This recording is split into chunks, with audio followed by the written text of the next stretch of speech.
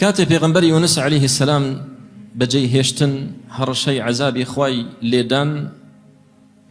چاوەڕێی عقوبەی خوا بن خوای پەروەردگار عەزابی لێ نزیک کردنەوە عەزابی خوایان بینی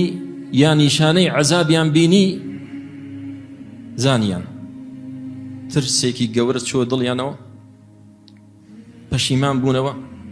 تەوبەیان کرد وصرخوا دەرچوون لە ماڵەکانیان بەرەو چۆڵەوانی هەموویان دەرچوو وصرخوا وتضرعوا إليه وتمسكنوا لديه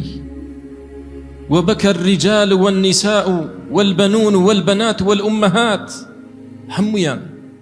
دەگریان دەپارانەوە گەورە و بچووک لەخوا دەپارێتەوە هاوار دەکات دەفەرمون هەتا تەنانەت ئاژەڵەکانیانیش لەگەڵ خۆیان دەرکردبوو بۆ ئەوەی خۆی پەروەردگار ڕەحمیان پێ بکات وكانت ساعة عظيمة هائلة دیمەنێکی زۆر گەورە و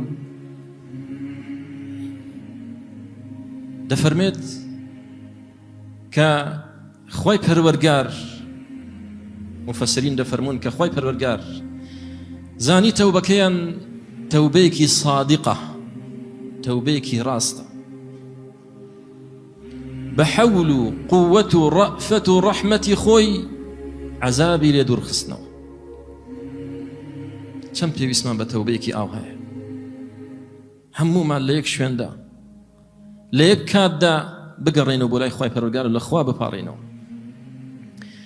پاشان کە یونس عەلەیه السەلام گەڕایە بۆ ناویان هەموویان ئیمانیان هێنێن